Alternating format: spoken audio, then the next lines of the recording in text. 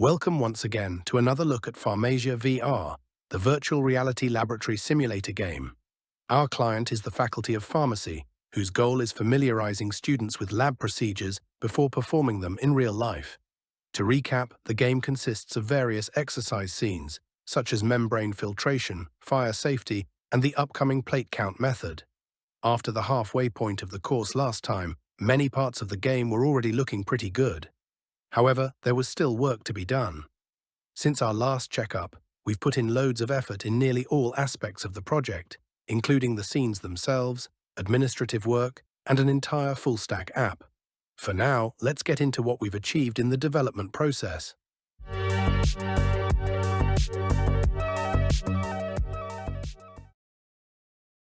Since the beginning of the course, our client has had a magical power of producing bugs we'd never encountered before ourselves. For example, procedure equipment would sometimes get stuck on the tweezers when being lifted. We finally identified the cause and built a workaround so that the tweezers produce expected results 100% of the time. We also tidied up the look of the environment in the membrane filtration aseptic space so that it now more resembles the true physical space. We were able to finally bring a build of the game into production, which opened up a whole new can of worms. We realized that since students will be playing the game without teacher supervision, we should touch up the tutorial scene as well. Hello guys, today we'll be learning how to crack Minecraft. With our newfound confidence in working in Unity and with C#, we took the dive into legacy code. The tutorial scene was, as it stood, mostly fine. However, if the player accidentally dropped an item, it would sometimes fall through the floor and make progress impossible. Not to mention that it was available only in Finnish. We thickened the floor so that objects would have a harder time squeezing through, and translated the scene fully to English and Swedish.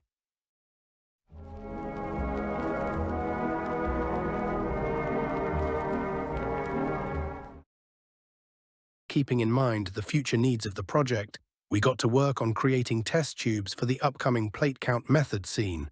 Since free options online were scarce, we modeled the test tube and the test tube stand in Blender and imported it to Unity. However, building the desired functionality for the tubes marked the advent of the rants channel in our Discord, a void into which we would scream when nothing went our way. After navigating the circles of hell, the tubes came out great. They now hold fluid, fill up realistically, and hang out in the stand seamlessly. The famous blue stick is still just a blue stick without new functionalities. However, with the tubes in order, we continued on to the scene they were built for.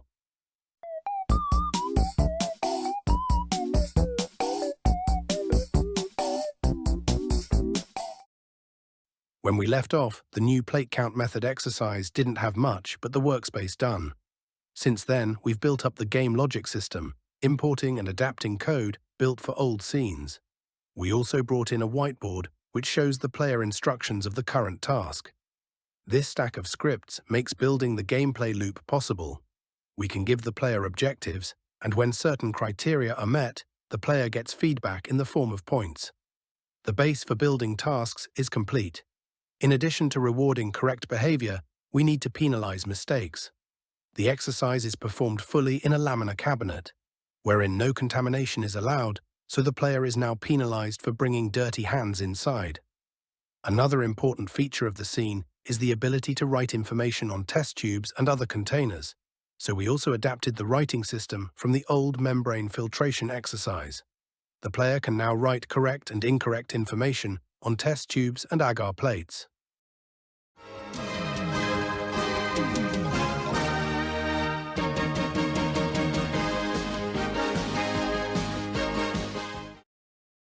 While that was all going on, our full-stack talent worked on a student certification system to automate sending proof of a student's completion of the membrane filtration exercise to department faculty.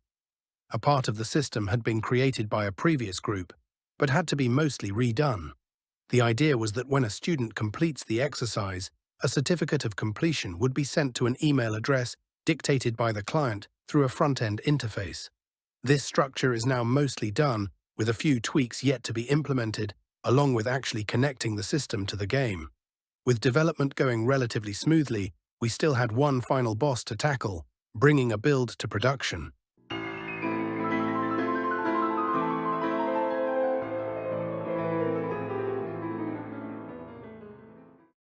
Even after getting authorized to do it, bringing the game to production proved a much harder task than we'd anticipated.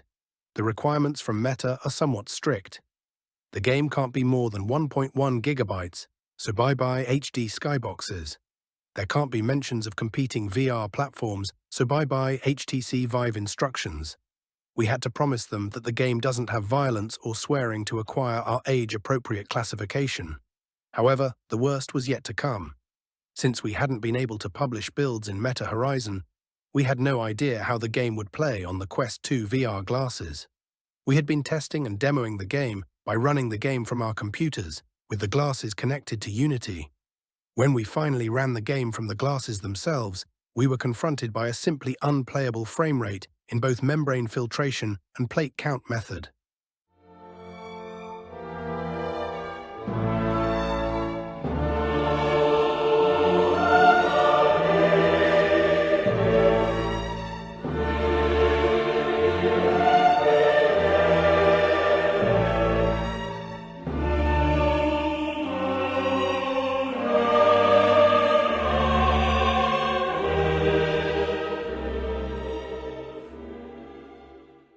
This prompted us to start working towards optimizing the scenes wherever we could. An initial obvious idea was to cool it on the lighting. We sadly had to remove the beautiful sunlight from both offending scenes. Plate count method now runs smoothly, but the older exercise has obvious room for improvement. We also realized that the whiteboards, which work perfectly and without issue when running from a PC, completely break when running from the glasses for no apparent reason. Thankfully, we found the issue in time, and the whiteboards are fixed in the current live build. Knowing that there will be yet another development group after us, we worked on documentation. The project seemed somewhat overwhelming at the beginning, so we want to make sure that the process is as seamless as possible for our successors. The next group is likely expected to work on the new scene. So we left instructions on how to proceed with the existing task system, as well as guidelines on continuing development with performance and Meta Horizon limitations in mind. Working on FarmasiaVR has been challenging and rewarding. The project has served us as an introduction to game development. At this point, all that is left to do is to give our thanks to the client and wish the best of luck to the next team.